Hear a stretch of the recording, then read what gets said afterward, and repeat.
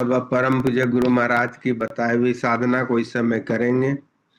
अगर कोई नए भाई बहन बैठे हों, नए साधक बैठे हों, तो उनके लिए क्रिया बतला दी जा रही। वैसे हम सब अभी एक भजन सुन रहे थे कि अंत समय में आप आ जाना। पर अंत समय में वैसे तो समर्थ गुरु हर समय, हर जगह, हर पल मौजूद है।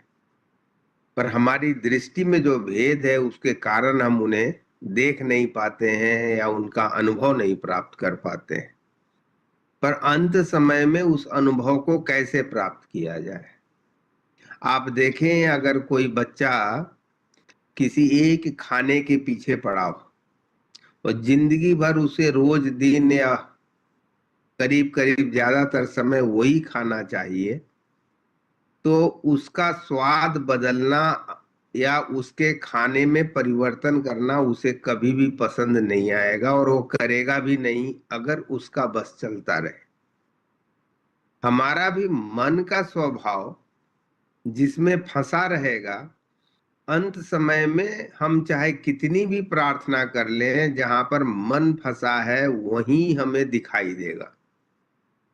कहते हैं कि अंत समय में पूरा जीवन हमारा एक फिल्म रोल की तरह चंद सेकंडों में गुजर जाता है।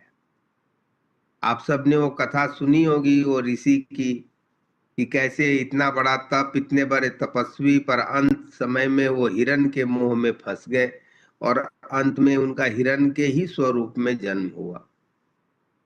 तो जब तक हम उस समर्थ गुरु की याद में रहने की आदत, अपने मन का स्वभाव, अपना स्वभाव हम बना नहीं लेंगे, तब तक ये सोचना कि अंत समय में गुरु महाराज के दर्शन हो जाएंगे, अब शायद किसी पर उतनी कृपा हो जाए किसी और के प्रार्थना के वजह से, वह अलग बात है, पर अपने कर्म के कारण तो संभव नहीं।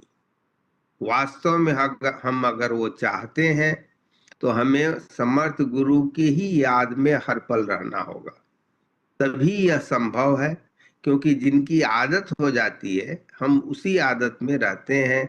तो जब, जैसे आप देखते हैं कि एक माता पिता के कई बच्चे होते हैं, पर एक बच्चा माता पिता से बहुत जुड़ा हुआ रहता है। सारे बच्चे माता पिता के लिए समान है, पर उसी बच्चे के पास वो माता पिता ज्यादा समय गुजारते हैं या बच्चा उनके पास गुजारता है। कारण वही होता है कि जब हमारे विचार मिलते हैं, वहां पर हमें स्ट्रेस नहीं होता है। हम अपने विचार वालों के बीच में रहते हैं तो आप देखेंगे, आप पाएंगे कि आप बहुत ही रिलैक्स रहते हैं। पर जैसे ही विपरीत विचारधारा के बीच में आप चले जाते हैं, आप देखेंगे कि आप अशांत हो जाएंगे, आप स्ट्रेस वाले हो जाएंगे। तो उसका एक ही तरीका है कि उनके विचार वाला बनने की कोशिश की जाए। उसी के लिए उन्होंने वह साधना दी है जिसे हम सब अभी करेंगे। इसके लिए हम सब पूर्ण श्रद्धा, प्रेम, विश्वास के साथ उनके समक्ष बैठना होता है।